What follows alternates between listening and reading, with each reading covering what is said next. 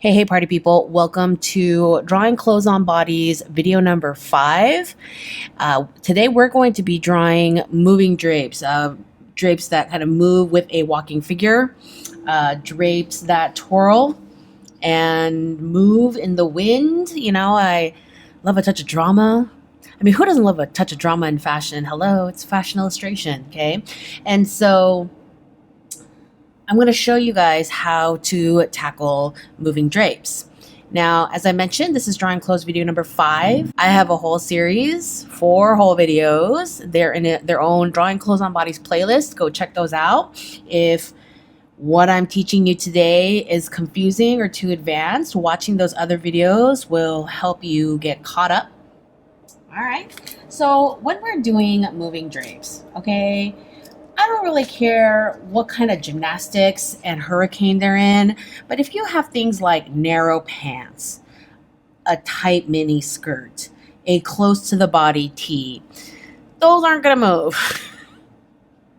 All right. What I'm talking about are things like these, okay? Maxi skirts. So when you see something like this, okay, here is a flowy maxi skirt. And yeah, she's just standing there and that looks right and everything. But look at this. She's wearing a similar silhouette, but just that you can see there's a little bit of wind. It's shifting the skirt over. It's rustling her hair a little bit. And I think that is more interesting to look at. Again, here you see this full maxi. There's no wind, there's no movement. It's just still. But this one, a similar silhouette, just looks more interesting as it's flowing. There are 4 main points to drawing moving drape. Number 1, gravity. Okay, never forget gravity.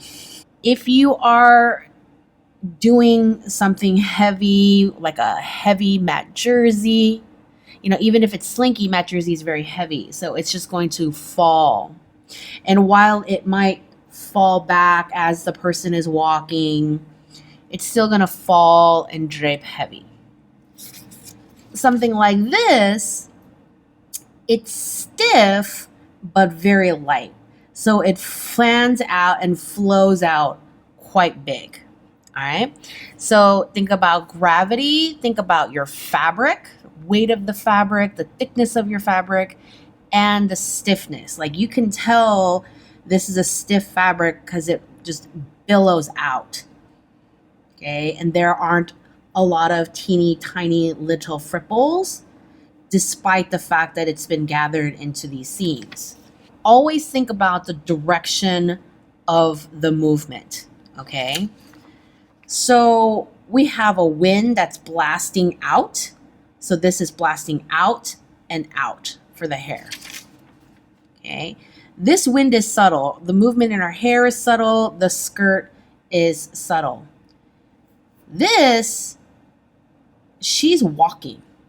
Okay. And so the skirt is moving back behind her. She's more mid-stride, and so we have skirt going in the front and we have skirt going in the back. When you have twirling skirts, okay, twirling skirts always have like a origin point. Okay, in this one, she's flipped and kind of twirled the skirt around. This is the starting point, the origin point of all these drapes that wrap and come out. Again here, she was twirling this way and she's stopping, but all the drapes are coming from this point and spreading out. And this one, they're all going this way, but all coming from this point. Okay, so you're gonna have one point. Now when you have, let's say she's standing there and you want to have like a windblown effect. Okay, pick a direction. if you have her hair going this way, and if you have her scarf going this way, and her skirt is blowing this way, she just kind of looks like she's stuck in a hurricane. Yeah. I mean, if that's the look you're going for, fine, but I'm just going to be like, that just looks a little bit messy. Okay. I think it just looks, classy and beautiful with flair if, it's all kind of going in one direction. Okay.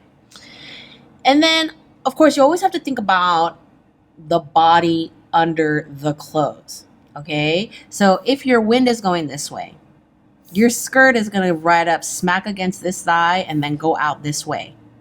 Okay. If she were wearing a coat, then, sleeves are pretty tight to the body, so you're not going to see a bunch of flare. But this is going to hit this side of her body. Most coats, the fabric is too thick where it wouldn't really nip in the waist too much. It would just be a little bit stiffer. And then this would come out,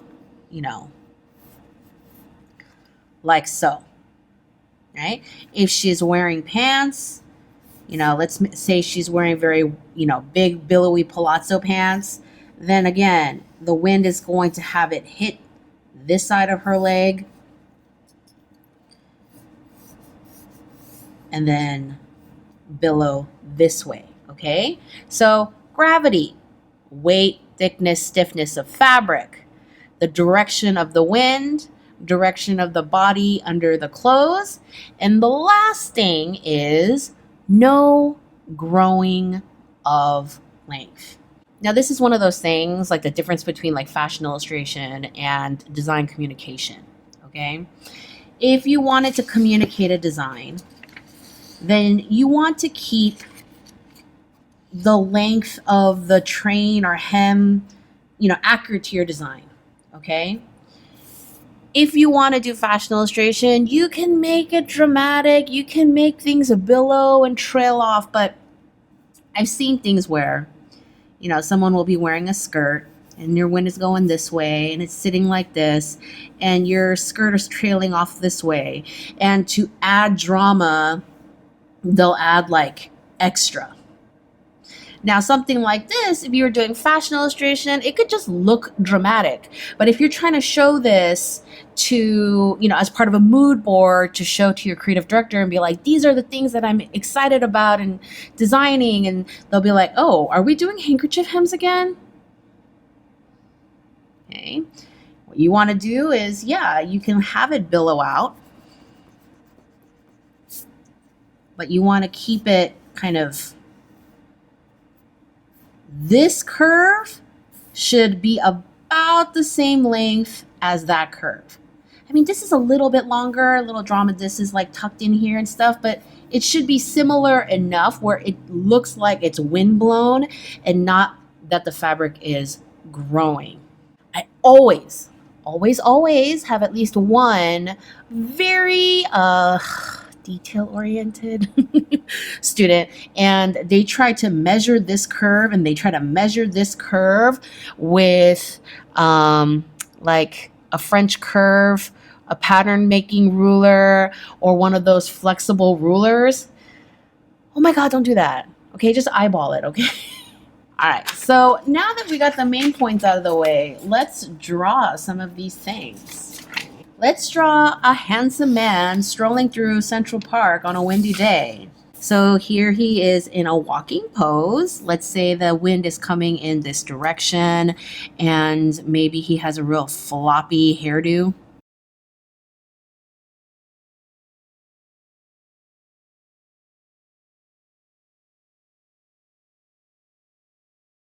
Let's say he has a high collar coat. This part is kind of right up against his body. Again, it's a coat, so I'm not going to put it right against the form. There's going to be some layers here, but it's going to follow his body. The shoulder. Coat sleeves, they're pretty close to the body, so you're not going to see anything really billow out. But we're going to have this coming in from the wind. There's his collar. Now, this side of the coat is going to flare out. I love using this trick for when I kind of want to show the inside of the outfit a little bit without drawing another croquis. So let's say he's got a shirt on in here. There's his collar coming out the other side of his coat. And there's his coat opening. And it's all kind of going in this direction, right? Because it's swinging up. It wouldn't be the same length as this side because it's all kind of swinging in this angle, right? You can design your shirt and show some of those details of your shirt without doing the whole thing. And then pants, I wouldn't give it too much billow. You know, I would give it some movement just from the walk alone.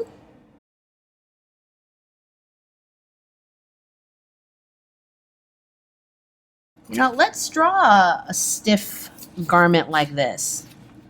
Okay, maybe she is also walking and the wind is also coming this way. And, you know, she's got 1, 2, 3, 4 sections, right? So let's say her waist is here. This is coming up like her wrist is here. So that's about crotch level. This is high hip. So there's that first tier. And then this second level is just below crotch level. So about here. Okay. And then this is, I mean, her knee is probably about here. So we're going to do that.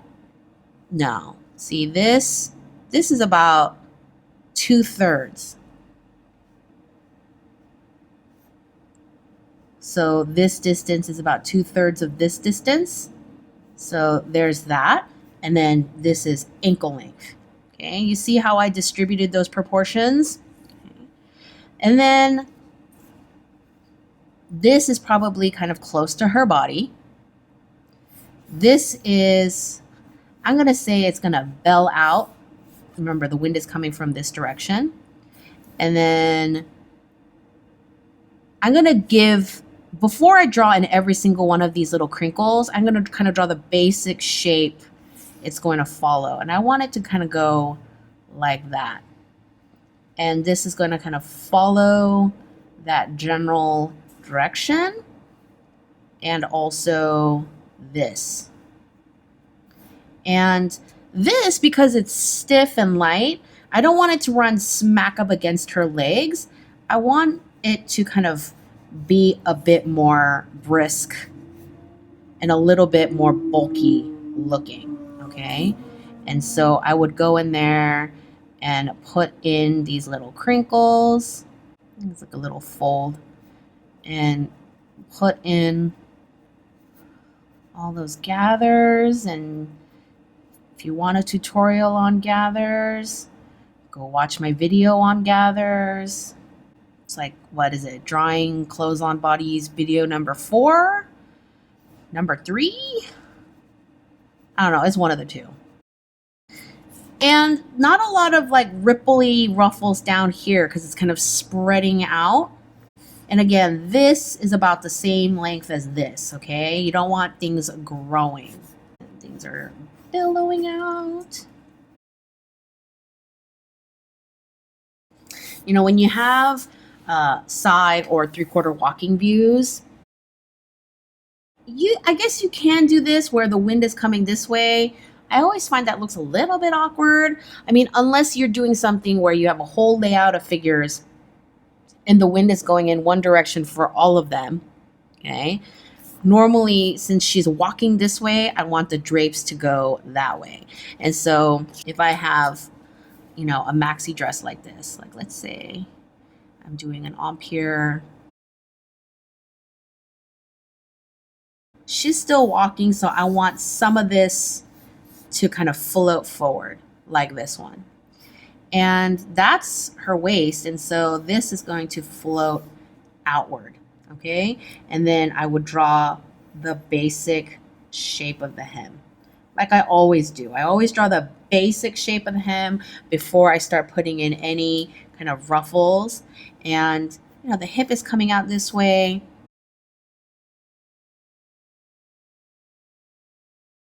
Of course, things are going to spread out the further away you get from the original gather, right? So I'm going to spread them out like that.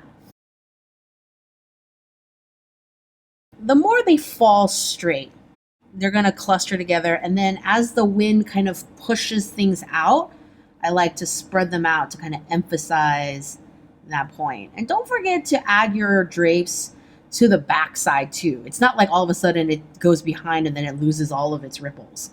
Not every single ripple is going to have drape like this. Okay, some get the fold because it rippled enough. Some just ripple so you don't see the fold crease line going up. And then something like this where she's twirling. So let's say there's her waist. This is going to be the point where everything kind of swirls around. Let's say she's kind of like a midi length. And so this is happening and this is happening, but also some of this is happening. You don't want it plastered against her body. It's not a wind thing, it's a twirl thing. So, you get it flaring out this way, flaring out this way. You're gonna see these drapes coming from this center point like that. And then again, we're going to put in these drapes. Right? And so there's that fold, there's that fold, there's that fold, and it's all going back to this point, right? And make sure that this side is not that much bigger than that side. Even when you don't have something super dramatic, you can show the wind. Okay, maybe you're doing something with smaller ruffles. Maybe she has like a little tiered skirt where she has like layers of ruffles. Her hip is cocking this way, and so I think it's funner for the wind to kind of follow that movement to make it more dramatic. And I realize her hair is going this way, and so if I have the wind going this way now, what I would do is move her hair this way. It's not going to plaster against her body because the ruffles have some thickness to them, but they're going to flip out more this way. I'm going to flip a little bit this way, flip more this way.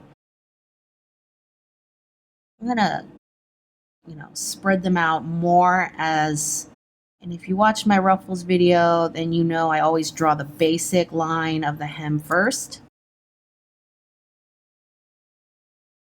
And so we have all these gathers, but they're all subtly moving in this direction, right? The number of gathers along the top doesn't change. It's just how spread out they become at the bottom that changes, okay? So don't have a bunch of gathers here and then just have fewer ones over here. That looks like a deliberate construction thing when it's not. You want the same number of gathers up here, but down here, you're not going to see as many ripples as things flow out. Okay, see the difference there? What am I missing? I don't know. I mean, it's all the same, right? Again, think about gravity and how it pertains to the weight, thickness, and stiffness of your fabric. Okay.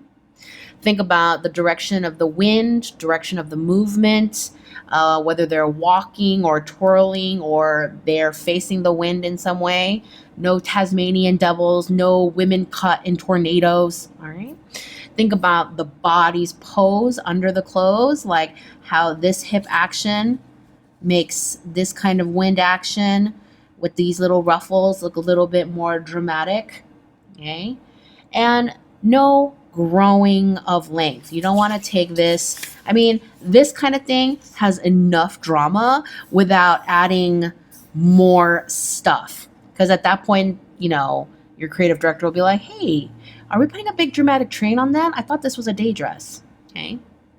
Don't forget to subscribe for notifications on future drawing clothes videos. I think the next one I'm going to do is how to put really boxy big clothes on people, you know, estimating drapes and whatnot. I'm not sure. I have to consult the list. As usual, drop me all your comments, all your questions. Please hit like if you found this video helpful. And yeah, I will see you in the next video. Now, go practice.